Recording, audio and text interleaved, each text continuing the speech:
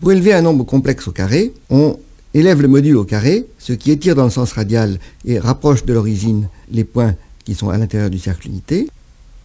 Ensuite, on double l'argument. Je dis ensuite, mais naturellement on peut le faire dans l'autre sens. Doubler d'abord l'argument, ce qui étire les petits cercles dans le sens des cercles centrés à l'origine, et ensuite élever le module au carré. Si on fait les deux en même temps, la conformité est préservée tout au long, les petits cercles restent des petits cercles. Nous allons itérer l'opération Z donne Z2 plus C pour une valeur particulière de C que nous avons choisie d'une façon que nous allons vous expliquer dans une minute.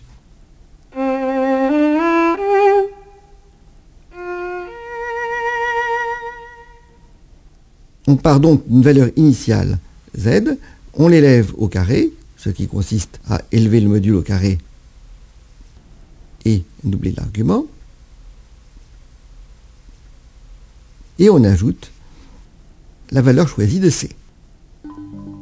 Et maintenant, on prend le point d'arrivée comme nouvelle valeur initiale, et on recommence. Donc, ρ donne ρ2, θ donne 2θ, plus C. ρ donne ρ2, θ donne 2θ, plus C. Modulo carré, doublement de l'angle, plus C. Modulo carré, doublement de l'angle, plus C. On itère donc cette opération. On construit ainsi l'orbite de la valeur initiale. Et qu'est-ce qui se passe au bout d'un certain temps? Eh bien, ce qu'on constate sur cet exemple, c'est que le point sort de l'écran, l'orbite s'échappe.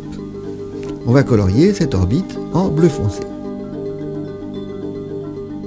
Prenons maintenant une nouvelle valeur initiale et construisons de la même façon l'orbite. Donc ρ donne ρ2, θ donne 2θ plus C, ρ donne ρ2, θ donne 2θ plus C, etc. Ce qui se passe ici, c'est que l'orbite cycle. Il y a un cycle formé de 3 points. On arrive toujours à parcourir ces 3 points. On colorie cette orbite en rouge. On a donc maintenant 2 orbites, une marquée en bleu foncé, l'autre marquée en rouge. Prenons une nouvelle valeur initiale. Regardons ce qui se passe. Cette orbite s'échappe. On la marque en bleu foncé. Reprenons une nouvelle valeur initiale.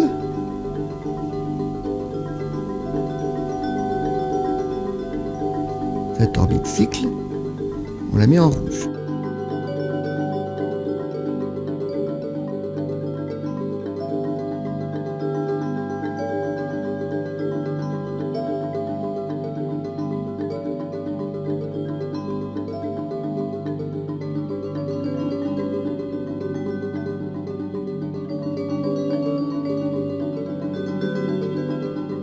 En prenant comme ceci un grand nombre de valeurs initiales, on obtient un grand nombre d'orbites, les unes bleu foncé, les autres rouges.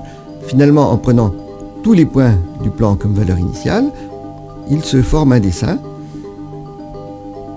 qu'on appelle le lapin. En termes techniques, ça s'appelle l'ensemble de Julia rempli du polynôme Z donne Z2 plus C. Regardons-le de plus près. Quand on se promène dedans, on voit partout la même figure. Une paire d'oreilles avec une grande oreille à gauche, une petite oreille à droite. On retrouve ces choses-là dans toutes les parties du bord du lapin et à toutes les échelles. Quand on zoome sur un point, essentiellement, on voit très peu de changements. Ce sont ces propriétés qu'on décrit en disant que le lapin a une nature fractale. quand on en voit un détail, il est très difficile de savoir à quel endroit on est et quel est l'agrandissement qui a eu lieu. Ceci amène à se poser 3 questions. Qu'est-ce qui arrive au point qui s'échappe? Qu'est-ce qui arrive au point qui cycle? Et y a-t-il des points qui n'ont ni l'un ni l'autre de ces deux comportements? Pour les points qui s'échappent, si on prend un point dans le bleu, son orbite, au bout d'un certain temps, sort de l'écran. Elle peut mettre un certain temps pour en sortir effectivement. Et à partir du moment où elle en sort, il va suffire de très peu de coups pour qu'on se retrouve finalement au-delà des quasars les plus lointains découverts récemment. Qu'est-ce qui arrive au point qui cycle? Remarquons d'abord que 0 est périodique de période 3. Le point 0, c'est le centre de symétrie du lapin, c'est aussi le point critique, c'est-à-dire le point où la dérivée s'annule. Son image, c'est C, puisque 0 au carré plus C, ça fait C. C s'envoie sur C2 plus C, qui retombe maintenant sur 0. La valeur de C a été choisie pour cela. Si on avait pris une autre valeur de C, on obtiendrait un autre ensemble de Julia rempli, marqué ici en rose. 0 aurait pour image cette nouvelle valeur de C, qui s'en irait sur C2 plus C, qui s'en irait sur C2 plus C au carré plus C, qui n'a aucune raison d'être 0. Et pour que ceci soit égal à 0, il faut modifier C de façon à obtenir précisément la valeur qui donne le lapin. Cette valeur, c'est moins 0,12 plus 0,74i à peu de choses près. Si on prend maintenant un nuage de points autour de 0, par la première opération, premier coup, ce nuage se trouve contracté au voisinage du point C. Les deux autres coups ont un effet légèrement dilatant, mais qui ne compense pas l'effet contractant du premier coup. Ceci est dû au fait que l'opération Z donne Z2, pour des Z petits, les rend extrêmement petits, et ensuite on ajoute C, ça donne donc un nuage qui se contracte autour du point C. Le nuage au total devient de plus en plus petit, de plus en plus ramassé. C'est ce qui assure le caractère attractif du cycle, qui est même, en l'occurrence, super attractif. Ceci signifie que, en approximation linéaire, l'opération Z donne Z2 au voisinage de 0 contracte tout sur un point.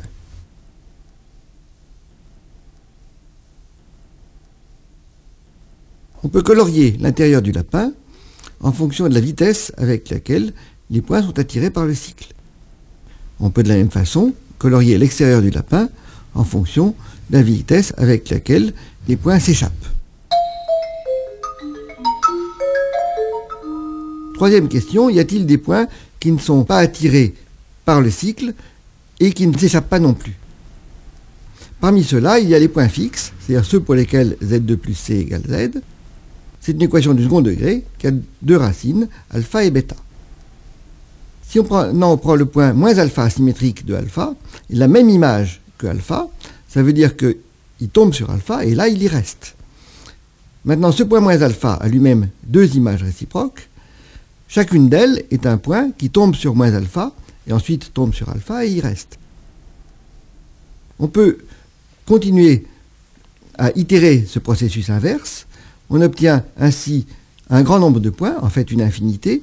Chacun de ces points est un point dont l'orbite finit par tomber sur alpha et y rester. Ce sont donc des points qui ne sont pas attirés ni par le cycle, ni par l'infini. On peut faire la même chose avec le point bêta. Le point moins bêta symétrique de bêta a pour image bêta, et une fois qu'il est là, il y reste. On peut faire l'itération réciproque à partir du point moins bêta, donc remonter le temps. On obtient comme ceci à chaque fois deux points, donc on a des points qui se multiplient à l'infini. Chacun des points qu'on obtient est un point dont l'orbite finit par tomber sur moins bêta et y reste.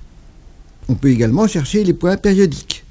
Si on prend les points périodiques de période 2, c'est-à-dire les points dont l'image en deux coups retombe sur le point initial, on trouve parmi ceux-là les points fixes, mais également un véritable cycle d'ordre 2, formé de deux points gamma 1 et gamma 2.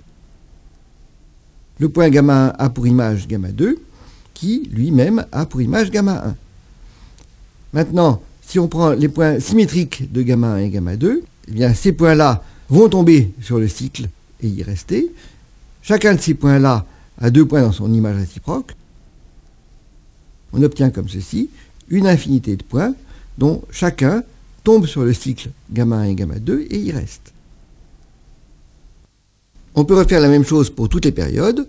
On obtient ainsi par ce procédé algébrique et par couches successives une infinité dénombrable de points qui ne sont attirés ni par le cycle attractif ni par l'infini. Mais en fait, il y a une infinité non dénombrable, comme on peut le voir de façon topologique.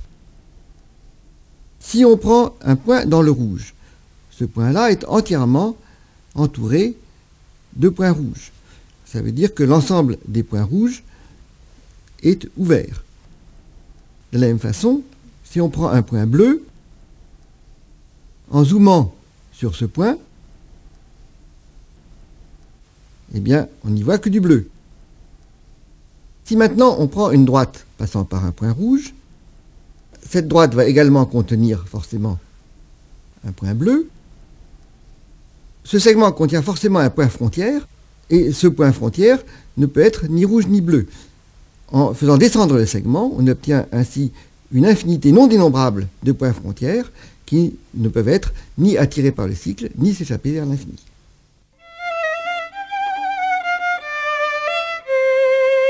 Afin de s'y retrouver dans cet ensemble compliqué, on va désigner ces différentes composantes, chacune par une adresse. Pour cela, regardons d'abord les 3 composantes centrales, U, V, W, celles qui contiennent les points du cycle attractif.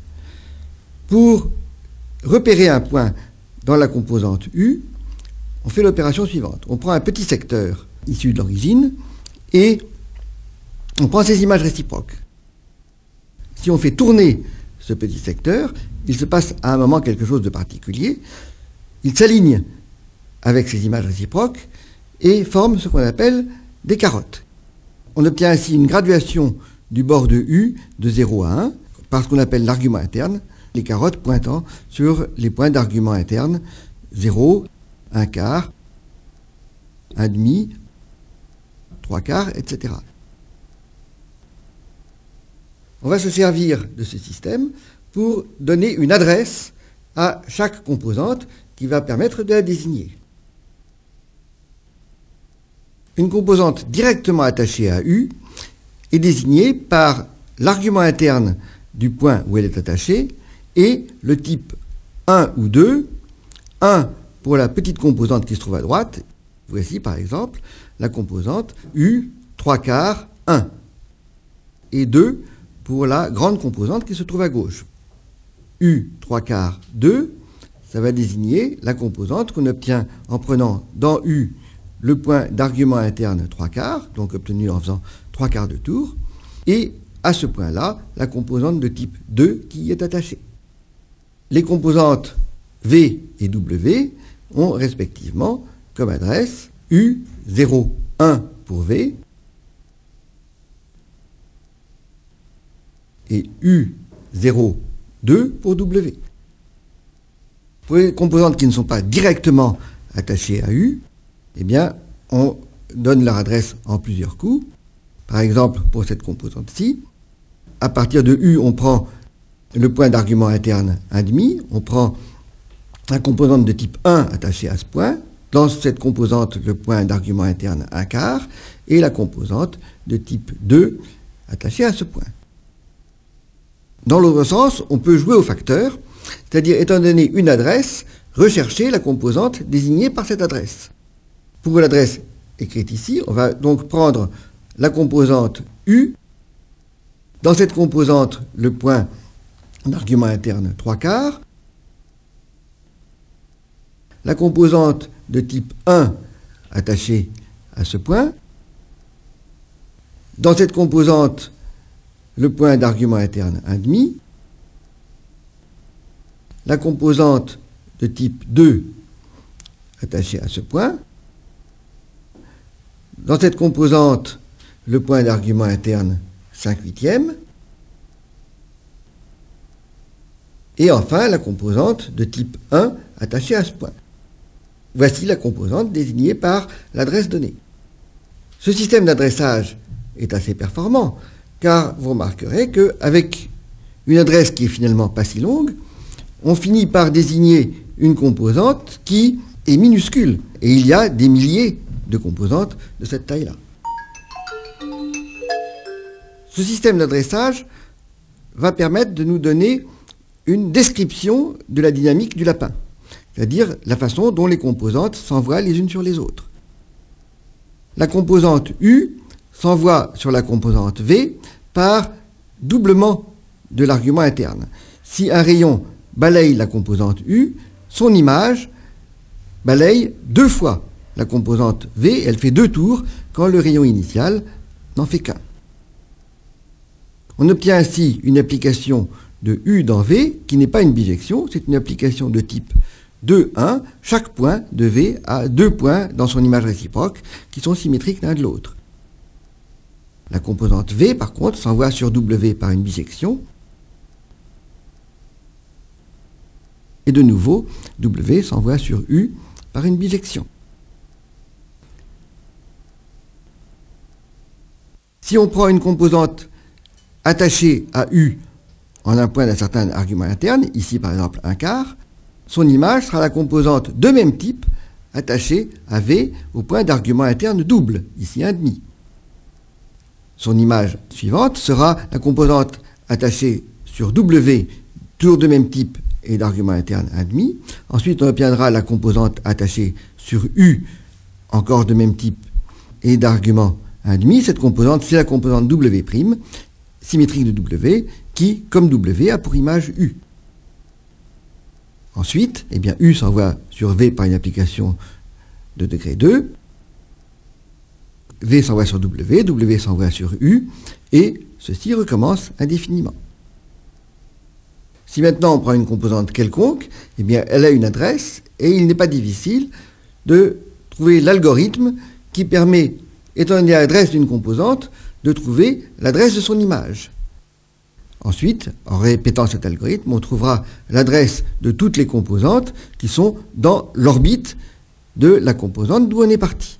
Cette orbite tombe toujours en un temps fini sur le cycle de composantes formé par les 3 composantes U, V, W qui contiennent les points du cycle attractif de points, U s'envoyant sur V par une application 2, 1, V s'envoyant sur W et W revenant sur U par des bijections.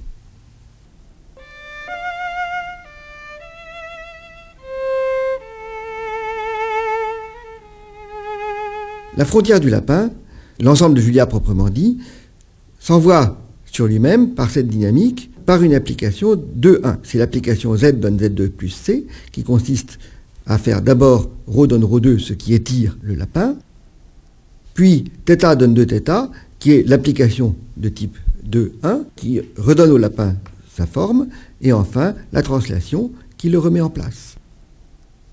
On peut naturellement faire d'abord θ donne 2θ, application de type 2-1, qui à partir de la moitié du lapin reconstitue le lapin tout entier mais déformé. Ensuite, ρ donne ρ2 lui redonne sa forme, et la translation le remet en place. On peut faire les opérations simultanément et garder la conformité, mais de toute façon, il suffit de la moitié du lapin pour obtenir le lapin.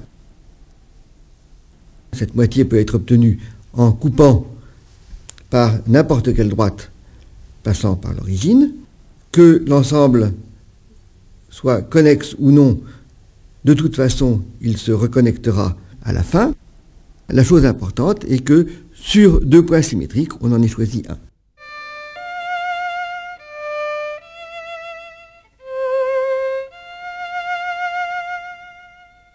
L'application Z donne Z2 plus C qui sert à définir le lapin est définie non seulement dans le lapin, mais également à l'extérieur.